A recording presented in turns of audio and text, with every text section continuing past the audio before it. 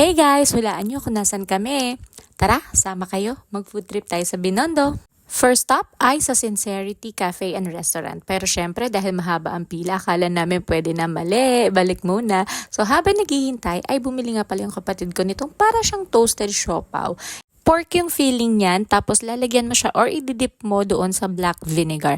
Masarap siya actually, malasa yung nasa loob. Tapos hindi ganun kakapal yung pinaka-tinapay niya. Masarap din yung timpla ng filling, tapos nagko-complement yung black vinegar na ididip mo or ilalagay mo sa kanya. So yan, medyo mainit pa actually nung tinikman ko. Kasi ito ay habang naghihintay kami, napapasukin kami sa loob. So medyo sinuswerte kami kasi mabilis lang yung pag-go ng pila. Kaya ayan, kami na nga daw, diba? Obvious naman na naiinitan ako kumakain kasi nakatakip pa yung bibig ko.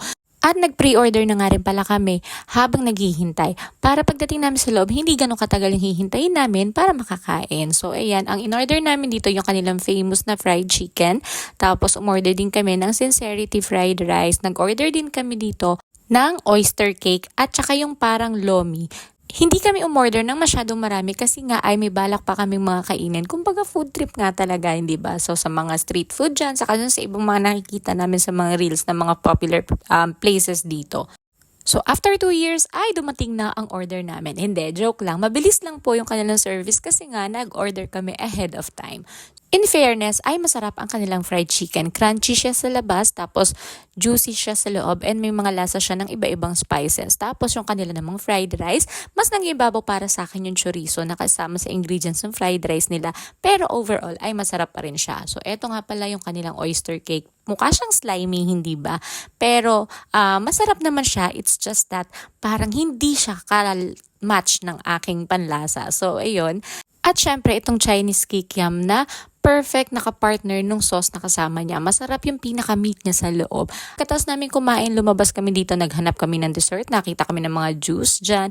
May mga pika-pika, mga fried foods, ganyan. Tsaka iba-iba pang sweets. So, eto, ang nakapukaw ng atensyon ko, yung kanilang 10 yen cake or pancake. So, ang pinili ko ay yung may cheese sa loob. Okay, kitang-kita nyo naman yung mozzarella, diba? Parang ayaw niya maubos. Pero, para sa akin, it's all good. Masarap siya for dessert or merienda, breakfast, pwede rin. So, ayan, after that, nag-ikot-ikot kami.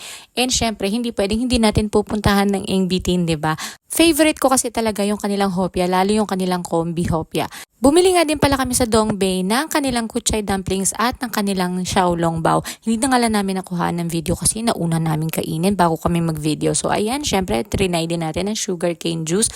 At dahil nasa Binondo na nga tayo, ay pinuntahan na rin namin ang bahay ni Bingo. O diba, alam ko kilala niya yan, si Bingo at Ling. So yun lamang muna for today. Thank you so much for watching. Follow for more. Bye!